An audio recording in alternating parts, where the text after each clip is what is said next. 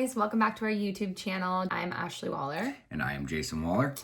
So we're going to kind of go back to our last episode and tell you guys how we're doing this week and then everything that's going on. So in our last episode, we had talked about how you had a slip and and the actions you took to set boundaries and stop the dance, right? Yeah, doing a different dance and kind of the steps that we made in order to make a change. And so how many days do you have today sober? I have 67 days today. Woohoo, 67. Yeah. Getting down there. So sorry that we're so kind of all over the place today. We had a really gnarly thing happen in our lives. So it's been kind of a crazy last week and we'll touch on that in a little bit. But we kind of wanted to catch you guys up to speed in what from that point on in the recovery till now, right? Yeah, so I mean, what we'd like to do is we gave you kind of the backstory of what happened, what Ashley did, and the actions that had to be taken. And we want to give you guys, we didn't really touch on what are the things that we are doing since then to better our lives, our relationship, our recovery. So what are some of the things that you took, since you set those boundaries, since we acquired sobriety time, since I made amends to you? What are the things that you've been doing? What have we been doing and to better ourselves?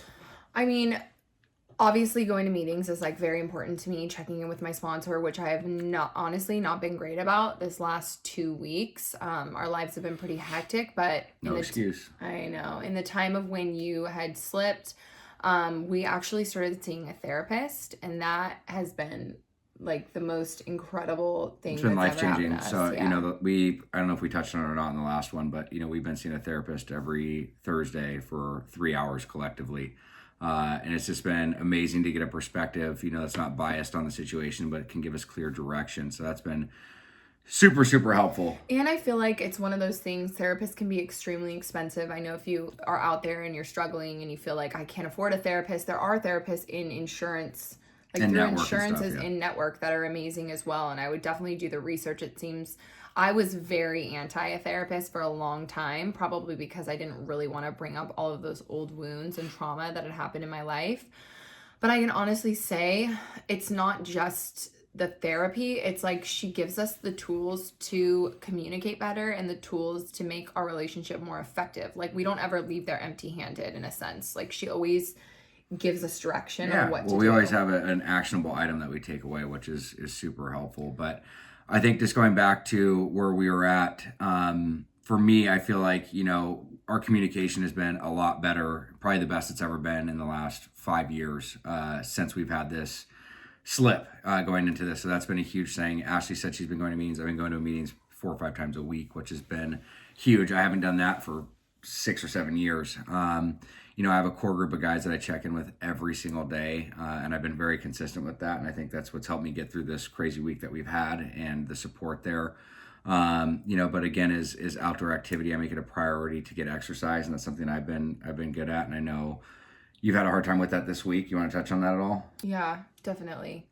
I mean, it's so hard. I feel like it's like this constant ebb and flow battle. We talk about it all the time in therapy about like being a mom and how difficult it is to be a working mom. Even though I do work part-time and I do have help, it's like sometimes I just feel like I'm like never good enough as a mom. And so I have this guilt where if I do make that time for myself, even though I know it's super important, I'm taking away time from Delilah, and it's like this constant battle. But when I actually do the things and work out, like I feel so much better about myself. And when I go to meetings, I feel so much better. And I have been lacking my program this last 2 weeks for sure. I have a meeting that I go to on Wednesdays that I love so much. That's like my core home group. And I just feel like whenever there's like something going on that day that I have to be at, whether it's up in LA and we're filming something or something like that, it's so hard. It's like so hard to find that balance, especially because like kids kind of like young kids, especially like a lot of times rely on the mom in a lot of instances. And so it's hard. I mean, we're still learning and we're trying balance. I went on a cleanse this week and I'm really glad I'm doing it. Not to like lose weight or anything like that. It's just when I cleanse my body of like all the toxins, I feel so much better. I feel energetic. I feel like I can conquer things. And we're getting ready to film season 2 of The Hills this next week. And so we have to be like on 24/7, I feel like, for 4 months. And getting sick is like not something that can happen. So... But I feel like the takeaway for what Ashley's saying, if you're struggling with, irritability, restless, discontent, you're frustrated, annoyed, whatever it may be, is pausing. Self-awareness is huge. I can say that, for me, I'm very grateful that I've been able, and I'm not perfect at this by any means, but it just shows kind of where things are at and how can I best support Ashley when she's going through these modalities, because it's awareness of what's going on. She's identified those things, and I think it's accepting those facts. Do I need to go this way or that way? Because it's hard to balance things out. I mean, every single day is a challenge to balance your life out, but it's accepting that fact, and it's the action she's going to take. So I mean, by doing the cleanse and by making those initial changes, it doesn't have to be this huge thing where you're going to set yourself up for failure. It's just doing that one little thing that can create huge change. Yes, I totally agree, babe. So I think. I don't know if you're not. Our energy is really. I feel like I got hit by a freight train. This is like a rough day. This was a really crazy last week. On Sunday morning, I got a call that one of my best friends overdosed and died, and it was really. It's still super hard. We just went to his funeral yesterday. It was a beautiful service, a celebration of his life, but it just shows how cunning, baffling, and powerful this disease is. It's really hard to know. That I talked to him on Saturday night. A week ago, 10 o'clock p.m., and then the next morning he's not here. It's really hard, and this is the first time I've gone through something emotional in the last 5 years, actually being totally sober and present. I'm not going to lie, there's been all sorts of fleeting thoughts. Again, it goes back to the alcoholic or the addict. You see your buddy that dies, what do you want to turn to? Something that's going to take away the pain, right? And I haven't. I can say that I've honestly reached out to people. I've talked to people every single day. I've done everything I possibly can for the family to be supportive and go up there, go back and forth to LA to help, whether it's put the memorial video together, to, just being supportive, to sharing stories, just helping with guests. And that's the thing, is getting out of myself has been the most helpful thing, but this is like one of the top 3 hardest times of going something through that's passed. Can I ask you a question? I mean, you touched on everything that you go through, but like this is something that's like it's so shitty. The whole situation just sucks, and it's also like a little scary. Like I kind of go into like fight or flight mode, and then like all my fears start arising, because obviously this is the first thing that you've ever gone through that's this heavy, that you were so close to that person. And so for me, of course, first reaction is like, shoot, like what do I do? How do I be a support to you? Like how do I try and, obviously codependent, how do I fix the situation? Well, it's unfixable, but how do I be there to best support you? But also I asked you, like, is this a trigger for you? Because it's so scary to have to feel those feelings that you haven't ever really felt in a very long time, that loss and anger and frustration and sadness. And so obviously for me, it was really scary from both sides, because my heart was breaking for the family and you and me, and it's a very way too close for home. I mean, it could have been you. I mean, that's just what's so crazy. I think that's the other piece, is just seeing how fragile this is, and how many times I played Russian roulette with my own life, I think too, it's just crazy, because that could happen to me 67 days ago. And, I think that's why it's impacted us so much, is because it just takes that one time. And, I think for Ashley, the best thing when you're going through something like this, if you have a loved one that's going through something, is just constantly being there, checking in, just seeing if, there's anything you can do. This love and support, because it's been a roller coaster of emotions. It hasn't just been like a steady day, 5, 6, 7 days now of just like complete down. It's like I'll feel normal for a second, then I'll go completely down to 0, just like, God, what the hell happened, all the way back up to even 100%, feeling like, okay, things are normal, and then it drops all the way back down to 0. So it's just been a roller coaster, and now I feel like, I literally, like, this is the most exhausted. I've never cried so much in a long time. I know, yesterday. It's probably why we seem like we're like emotionless guys. If we were having this conversation before yesterday, we probably would be like hysterical, but because of the fact that we were so emotional yesterday, like everything was so intense. We got some closure yesterday, I think. I feel like I did. I don't know about you, but yeah, definitely. Anyways, I want to acknowledge Jason. Love you, buddy.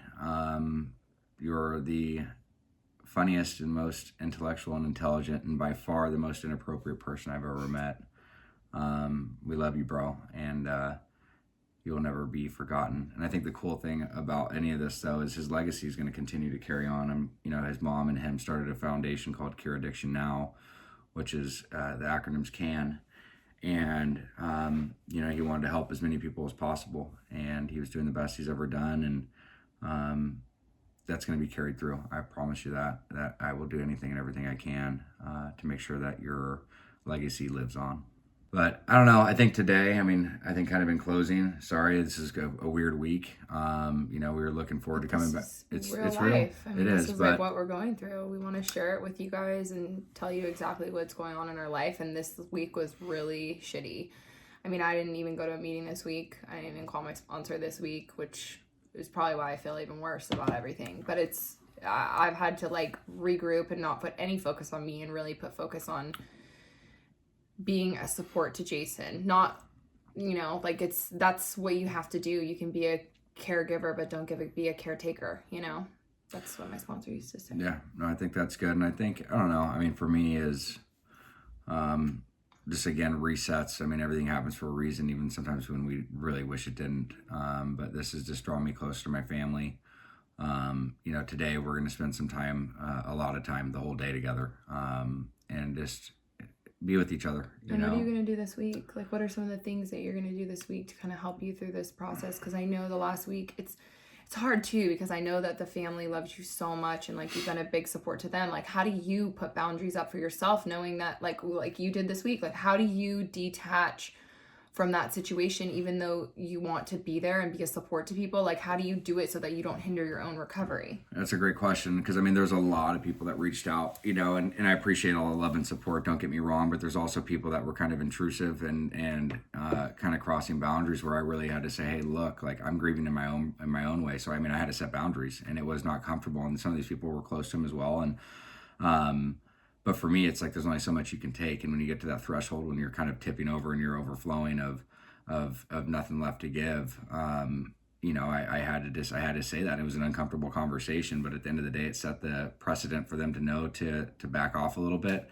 and it helped me, because again, I'm in a fragile spot. I got 67 days. I don't have 6.7 years. It's different. And even if I did, it's one day at a time, right? But at the end of the day, is self-care, and again, is Ashley checking up on me and making sure that, you know, I'm doing okay, and helping make sure I'm setting those boundaries, and making sure that, you know, when it's, you know, 9:00 at night, you know, to stop talking about it, and to set down the phone and be with the family. And you know, it's, everybody deals with grieving differently, but for me this week, I think the takeaways are really going to be, you know, stay consistent with my program. That's why I love routines, is because it keeps me in check and it keeps me accountable to what I need to do. So, I mean, again, is something I do every single day, is a morning prayer. I do a meditation. You know, I do a gratitude list of 3 things I'm grateful for, not only what I'm grateful for, but why. And I send it out to about 15 people, and in return, they send it back to me. You know, and then either I go to a meeting, or I go to the gym, sometimes both.